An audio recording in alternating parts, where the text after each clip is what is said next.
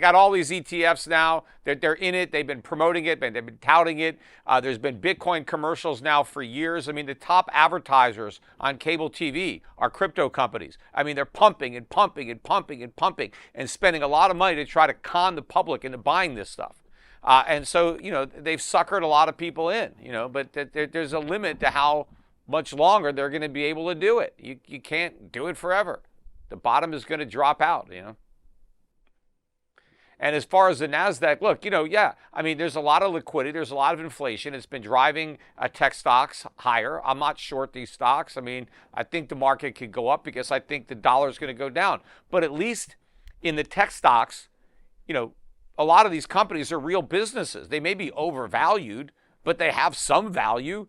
You mentioned a lot of companies that you say have networks like Tesla or Apple, but they make a ton of money selling products. Right? I got a lot of Apple products myself. Apple is earning a lot of money. You can argue about what the price of the shares should be, but you can't argue that there's a valuable business there. But with Bitcoin, there is no business. It's nothing. It's like, in sales that, they say sell the sizzle, not the steak. Well, in Bitcoin, there is no steak. It's just sizzle. So it's all being hyped up. It's not certainly true because the people who mine it get given block rewards. So they get paid. Well, yeah, if you're mining it, you make some money. Sure, I'm not talking about Bitcoin mining can be profitable for now as long as I can sell it above the cost of mining it. But that's different. But that creates an intrinsic value. Selling Bitcoin it's the same as business. See, Peter, it's the same as all mining. If the cost of production is above the price of the asset, people don't mine. And so supply is reduced. Or in this case, that the amount of hashing in the network, i.e. the security of the network gets reduced. When it comes to Bitcoin, the supply is very little to do with mining because almost all the Bitcoin have already been mined. So the question is, with the 19 million odd Bitcoin that exists right now, forget about the couple of million more that they could bring on stream over the next few decades. The question is, with the 19 million that exist, or however many haven't been lost, do people want to hoard them or do they want to sell them? And if they want to sell them, is there enough new demand to buy them? So if not, the price crashes. What happens if China sold its gold? Oh, the price Why would they would do crash. that? They're what buying happens if gold. the Fed sold their gold? But then somebody would buy it. Somebody needs it. This is not an argument. 10% of is. all gold supply is used for industry. So if a central bank comes in and dumps their gold, like the UK did, they have dumped gold. Central banks have dumped gold before, and it gets bought. It gets absorbed in the market. The price went down. And so maybe the price of Bitcoin goes down when people sell it. No shit. That's what markets do until you find the clearing price. It's normal. I don't see why it has to go to zero. You know what? One of the things that I've learned, over the years with Bitcoin is it is like a religion. And people believe in it the way they believe in a religion or a cult. And when you get to that type of mentality, there's no rational argument that you can make. I can't logically try to tell somebody that there's no God if they believe in a God. I mean, it's a belief system that you have, and it's almost impossible to entertain that you might be wrong, right? So, so you believe in it, believe in it. I mean, there's nothing I can do about it. I mean, and if you end up losing a lot of money, you lose a lot of money. And the problem is, some people that lose a lot of money can't afford it. The best thing about Bitcoin is that most of the people who are going to lose a lot of money are young. And they got plenty of time to earn it back. And it's going to be a valuable lesson that people learn that they can carry into their older years, the memory of all the money they lost in Bitcoin. Could it possibly be you that learns the lesson? I don't think so. Okay. I mean, maybe I'm wrong. Maybe Warren Buffett is wrong. Maybe a lot of smart investors, maybe we all got it wrong and you guys got it right. I don't think that's the case. But, I suppose anything is possible. What would have to happen for you guys to reverse your opinion? So, Raoul, what would have to be true of Bitcoin down to zero for 10 years, 100 years, whatever, before you give up? Peter, same to you. What would have to be true for you guys to reverse your opinion? For me, simply, if people stop using the network. If there's less activity on the network, people start becoming disinterested, then it's shown that its store of value principles erode. It would be the same with gold. And that's one of the reasons gold has been somewhat lackluster, because there's been less adopters of gold in a new digital world. So it's not done as well as it would have done historically in the kind of debasement environment that we've had. So if I were to observe in Bitcoin itself, forget all the other crypto, and I'm no Bitcoin maximalist, as you all know, if we saw that people were using it less, there was less activity, less value was being transacted, less new people were joining, the Bitcoin network, i.e. having wallets, then I would say, you know what, there's something wrong here. And is that persistent over time? If it's persistent over time, then the network may not work. And we've seen many of those things happen in the past. There's a possibility that happens. I don't think it's the highest probability, certainly not this decade. Could it happen after that? Of course possible. Now, why don't you worry about that during the bear markets? Because, so for example, in 2022 was a great example, is the market went down 70-odd percent, 75%. The number of active wallets in crypto went up 42%. So adoption was still ongoing while price went down. Activity was less. But then we're seeing, okay, so if we step back and we hear, governments are going to build on blockchain rails, CBDCs. All the banks want to put assets on blockchain rails. We're hearing gaming companies want to put these metaverse gaming experiences on blockchain rails. We're hearing, I was at one of the world's largest commodity trading firms in Switzerland last week, speaking to one of their senior agricultural commodities physical traders. And I'm like, and she's an investor in my digital asset management company. And I'm like, are you guys using blockchain? Surely you should be solving supply chain. She goes, we've been using blockchain since 2021. So we're doing 8, I think, of the world's largest agricultural commodities houses are putting their letters of credit, their shipping, their all of the kind of transit proofs, the supply chain, and the settlement all on blockchain. So going back to your question, Tom, when I see this and I see the price of Bitcoin down 75% or the whole crypto space down 80%, you say, I have to ask myself, is adoption stopping? Or is just this a cyclical factor that's driven by the business cycle? And until I would see otherwise, unless these things go away, then I can only assume that tomorrow is more digital than today. And tomorrow, more people will use blockchain technology than they did yesterday. Simple as that. Peter, what would you have to see for you to change your mind? I don't know. It's going to be tough. I mean, obviously, it hasn't been changed yet. I mean, I've been watching Bitcoin from a few dollars a token to 60,000, right? So price obviously isn't going to do it. The whole time I've been observing Bitcoin and involved in interacting with the whole community, and I've seen it grow, and I've seen more and more people believing in it and speculating on it. But what I haven't seen is a use case. People make a big deal about, Peter Schiff, Schiff Gold, we accept Bitcoin.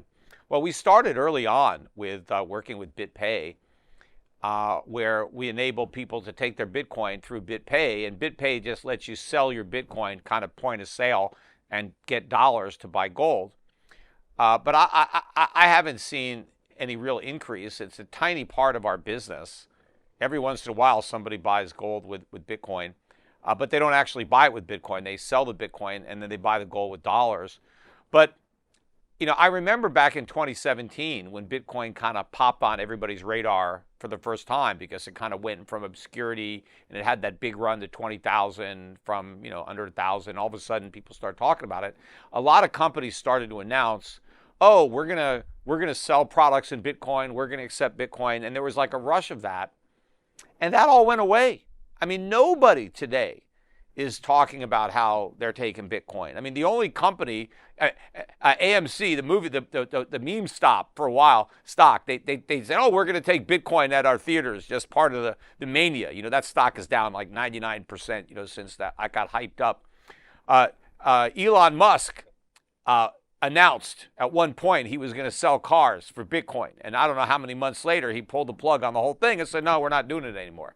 But so we haven't seen that adoption. It hasn't become any more of a currency than it was when it was first created. That's a very fair thing. It hasn't, because the problem is it keeps going up. So you're disincentivized to sell it, or it's very volatile, right? It's not very good as a currency. Well, it's not very good at the main thing it was designed for. But and I remember when I first heard about it, when I first heard about Bitcoin, the way it was sold to me was, hey, you can circumvent all the AML requirements. You get out of the banking system. You can transact anonymously in private, and you don't have to worry about the government spying on you. You can be out of the banking system. I got into it for an entirely different reason, which is, as Dan Tapiero would call it, it's the security truth machine. It's the value of the ledger. It's the value of having a new way of creating trust in the world. In a world where trust is broken, you don't know how much gold the Federal Reserve has, right? This is a trust problem. We've got the same trust problem with the futures Bitcoin market. doesn't have any. I'm going to channel the comment section right now, and they are all saying Peter Schiff is religious about gold because Tom asked a question, what would need to be true for you to change your mind? And you've spent the last 5 minutes telling us all the reasons you won't change your mind. Well, I'm not talking about gold. I mean, gold's been valuable for thousands of years. It's not like it's up to me to I get decide that. What would have to be true for you to change your mind about Bitcoin? If the answer is nothing, that is religious conviction from where I'm sitting. I've been given the same answer for 10 years. What will prove me wrong about Bitcoin would be if Bitcoin replaces the dollar, the euro, as a currency. When I go to the grocery store, and not only does the grocery store accept payment in Bitcoin, but all the prices are in Satoshis. But do we do that with gold, that my Peter? landlord That's a bit takes unfair, Satoshis. right? Have you gone to the supermarket with a gold bar? No, and because tried to buy gold, a bag of all right, chips? no, but gold is not being used as money right now. It's being used as a commodity. It's being used as a metal. Bitcoin can't be used as anything. So it has to be a currency. It was created to be a currency. So let me see it function as a currency. It hasn't done that at all since it was created. You're applying a different set of standards, my friend. No, I'm not. It's like you're also asking me what would have to happen for me to believe that Santa Claus is real. I don't know. You're asking me. It's a fake asset. It's phony. I can't imagine what could happen to convince me that something that isn't is. It's the more question is what gets you to stop believing in it, because you're the one that believes in a fantasy. I live in reality. Well, so he answered that. His answer, just to recap, is that the energy in the network adoption usage would have to go down. Very finite, totally understand. But you, in your defense, just gave a very concrete answer. I don't know how. I'm less worried about that, but what I'm trying to do, so I'm just trying to paint a sense of what the base assumptions are that build your guys' worldview. With that answer, Peter, it's very helpful. I come back to your core thesis is if it isn't real, physical, tangible, and does not have real, physical, tangible use cases, then it will never cross your threshold. It doesn't have to be physical to be useful, but Bitcoin doesn't do anything. Right? All it is a speculative vehicle that I can trade. I can hold it and I can sell it, but my ability to sell it rests on the fact that somebody else wants it. And why would somebody else want it? Because they think they can sell it. And they think they can sell it at a higher price. If they think they can sell it at a lower price, they're not going to want it. So the demand for Bitcoin is a function of the fact that everybody expects the future price to be higher. But the minute you no longer have that expectation for an appreciating price, there's no buyers. Because there's nothing you can do with it between the time you buy it and the time you sell it. And so it just goes down. There's no reason to own it. I am very much not trying to convince you. I simply want this position to be understood. You can still reject it and say that doesn't work for you, and I'd completely understand. But I think one position that's worth putting on the table would be that I look at the economic situation that we're in right now, and I say I need a flight to safety. So I have invested in gold. That is one potential flight to safety. I have unease about that because I have a thesis that every new child born now is going to believe in digital things more than physical things in this case. Now, I could end up being wrong, and over time that will be in the wash. But again, just trying to be understood, not trying to be convincing, that the use case then for someone with that belief set becomes that if there are only 21 million, there will only ever be 21 million, and people keep losing them, so that number is actually deflating. Now I have a place that mimetically people believe in, that I can buy and hold that. I don't need the price to be volatile. In fact, with my personality, I would rather it was not volatile.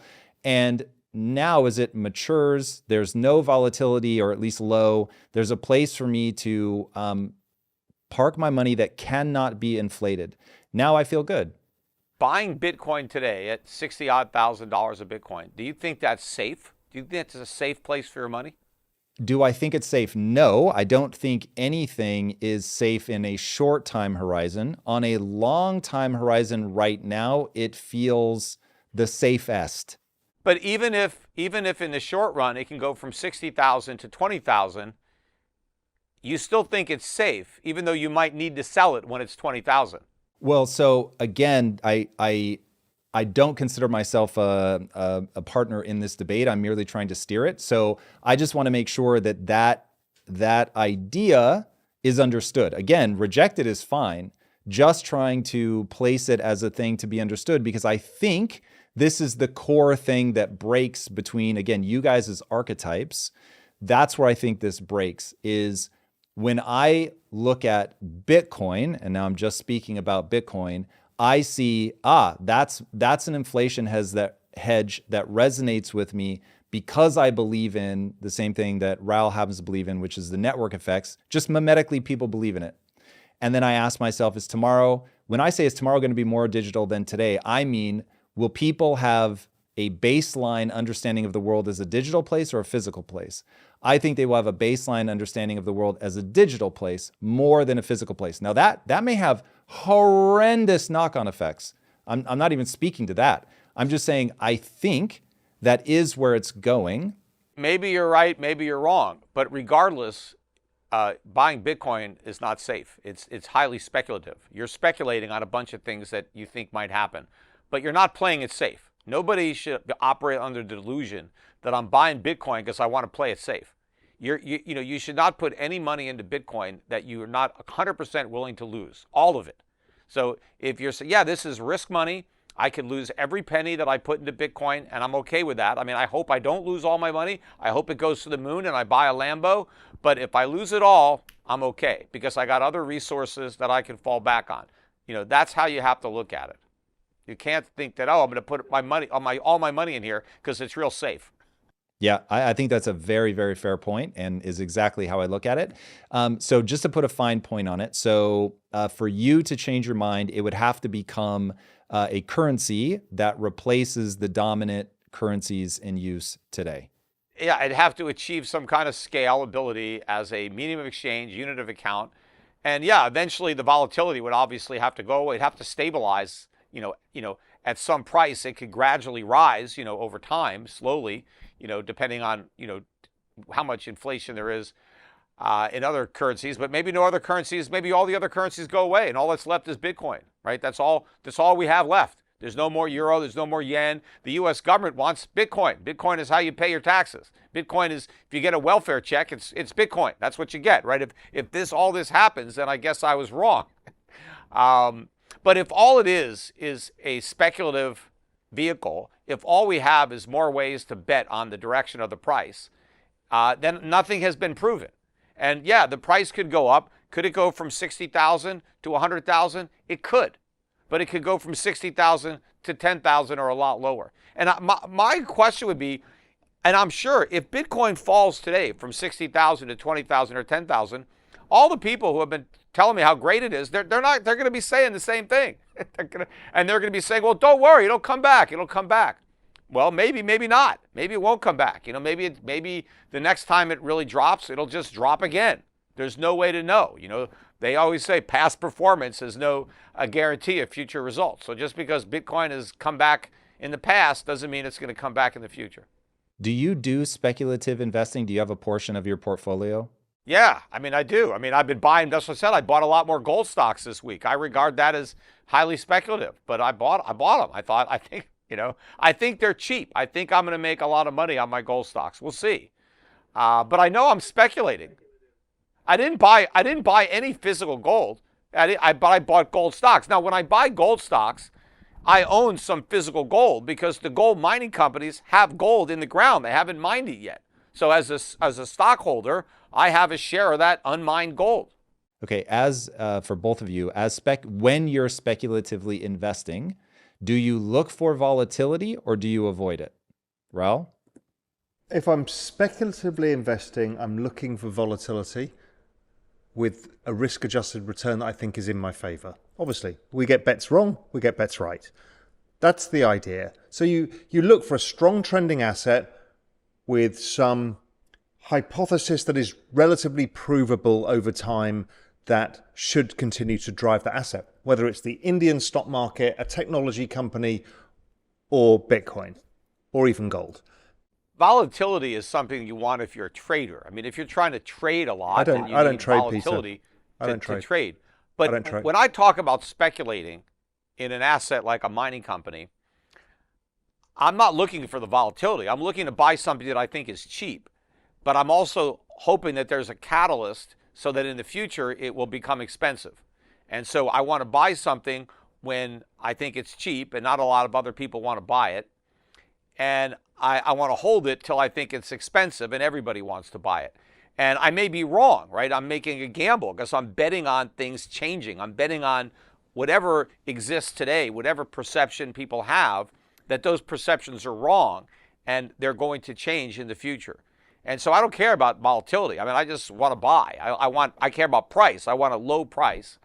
And what I like about the gold stocks is nobody really owns them. There's just a handful of people. That if you look at the major, holders, institutions, endowments, pension funds, hedge funds, they own either no gold stocks or just a tiny amount. But most of them don't own any. In fact, I joked on my podcast. There was the Nvidia's increase in its market cap in a single day basically exceeded the entire gold mining industry. In one day, just the gain, not the market cap of the whole company, just the increase on that one day. So it's a tiny little segment of the market that has the potential to be a lot less tiny, and if that's the case, I can make a lot of money in these stocks. Meanwhile, I do get some dividends. A lot of my gold stocks are not my best dividend payers. But I get 3-4% dividends. So I collect some interest, some income on a lot of these gold stocks. But I'm giving up some income because I get better yields in other investments. But I think there's a lot of potential for appreciation. I recognize I could be wrong, in which case I don't get the appreciation. But I think, some of these stocks could go up 5 or 10-fold. Some of them, the smaller ones, could go up 50 or 100-fold. So I think there's a lot of upside potential relative to the downside risk in these stocks. So that's why I'm buying them. But I look at them as speculative. If you had a time machine, you could go back in time and buy Bitcoin 10 years ago. Would you do it? Of course. I'm not an idiot. Well, first of all, if I had a time machine, I could do a lot of things. I'd be the. But of course, look, yes. Do I regret? I remember when I was sitting at my desk, my studio in Connecticut, in Weston, and a guy working with me on my campaign, they were showing me Bitcoin, and the guy was like, "Look, just buy some." What the hell? And I looked at it, and I don't remember if it was under $1 or over $1 because I can't remember. But I remember it was like 2010 when I looked at it. And I remember I thought about it. Yeah, I could throw 10 grand in it, 50 grand. I don't know. I thought about it, and I didn't do it. I was like, it's just ridiculous. But what am I went away from it. But I thought about it. I thought about all the odds, and I didn't see this kind of bubble potential. I thought, yeah, maybe it could go up, but I just didn't want to deal with it. Now, obviously, do I wish I had made the decision to have thrown 10 grand, 50 grand, 100 grand into it? Sure, yeah. It'd be worth hundreds of millions, assuming I didn't sell. But again, I don't know what I would have done had I made that decision. Maybe I would have put it all on Mt. Gox and then lost it there, but I don't know, maybe some of the Mt. Gox money is coming back.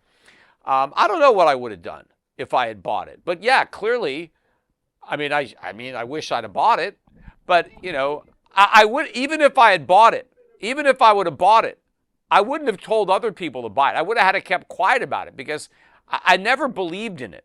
So I would have bought it just betting on other people being dumb enough to buy it and pay a higher price, right? I wouldn't have bought it because I actually believed in it. I would have bought it because I believed other people would be foolish enough or greedy enough to buy it. So I would have had to kept it quiet. I couldn't have encouraged other people to buy. So I would have. So I think publicly, I wouldn't have had a different. I would have been singing the same song. I just would have made a lot of money if I would have bought it.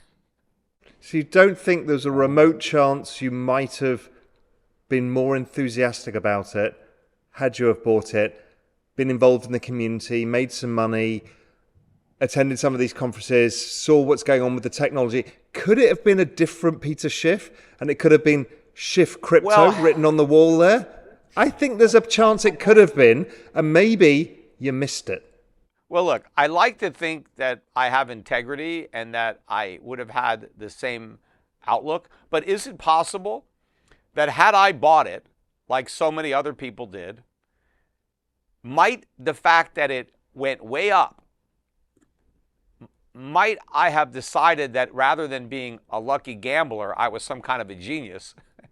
And I maybe operated under the same delusion. I mean, it's possible. Look, there's, power corrupts, so maybe money corrupts or it distorts your perception. I mean, it's easy for me to see the bubble when I'm not inside it. So maybe if I was in the bubble with you guys, maybe if I was a crypto billionaire, maybe that would distort my perception. So maybe I would be out there, just as crazed as you guys.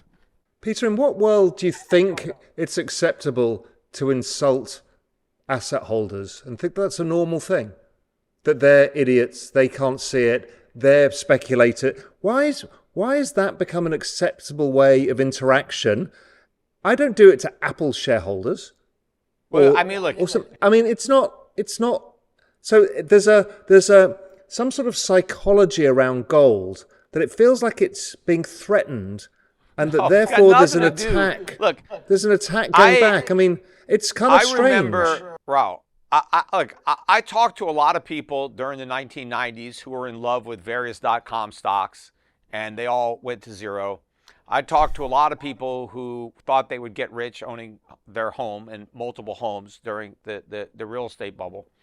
And so I know the psychology and the way people act when they're trapped in a bubble and they can't see it. Now, there were plenty of smart people that own these stocks that went to zero. There are plenty of smart people that own real estate. So I'm not saying there are some really smart people, I mean, intellectually smart, high IQ, smart, that own Bitcoin. I'm not saying they're dumb. I'm just saying they're making a mistake and their judgment is being clouded by the money.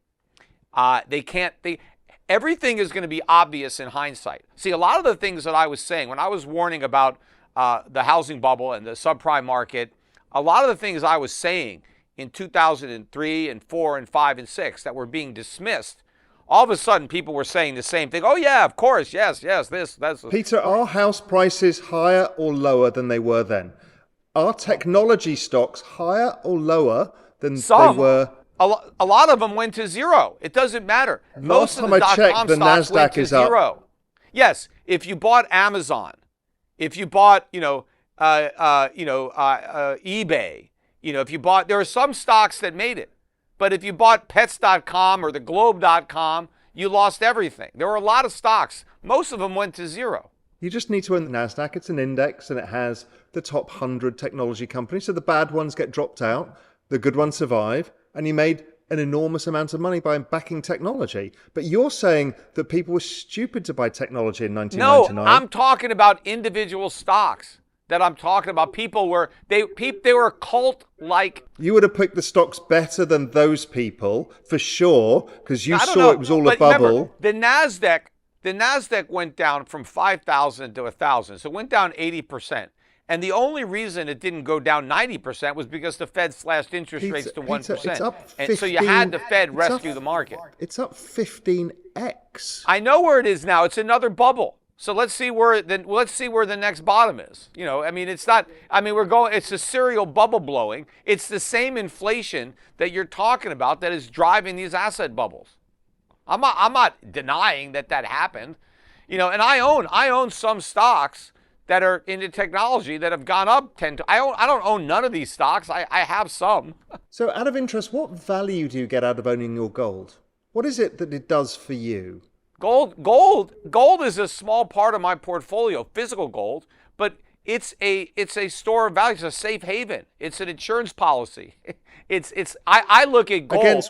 Against what, Peter? Raoul, when you ask me why do I own gold, you should say, why do you own dollars? Why do you have dollars in the bank account? Why do you have euros or yen, right? Why don't I just spend all my dollars and buy assets, buy real estate, buy stocks? See, gold is liquidity for me. It is an alternative to the dollar, to the euro. It's not an alternative to real estate. It's not really an alternative to stocks. It's an alternative to the dollar. So what are you most overweight in? Do you think your savings are mainly in real estate, or how do you think? Well, those are investments. Savings can be in gold, but real estate would be an investment unless it's my primary residence or something. Then it's more of a as an investment. Consumption. You're speculating on it going up, right? Because that's what an investment is. Well, an investment would have an income component. So if I have real estate, I got rental income. If I own stocks, I have dividend income. So my investments are generating a return. If you're speculating, you're betting on the price. Is Amazon an investment? Well, Amazon, because it doesn't pay a dividend, right? So I'm confused because it sounds like it's a bad investment from you. Amazon has earnings, so it could pay a dividend if it wanted to, but it's reinvesting. It could do, but it doesn't. Stock. That makes it okay. Okay. But you're asking me, do I think Amazon is a good buy? No, I don't. I think Amazon is overpriced. It's obviously been overpriced for a long, long time, and that hasn't stopped it from going up. But I do think that there is a major decline in Amazon's future, whether it happens in nominal terms or in real terms. So nominal terms would be the dollar price goes down. In real terms, the gold price goes down. But one of those two things is going to happen. I don't own Amazon. I mean, I'm a good customer. We buy from Amazon every day. So I know there's definitely value in that business model. The question is, what's it worth? What should the price be? And I think the market has been overpricing it for a long time. If you like that clip, check out the full powerful episode here, and I'll see you there.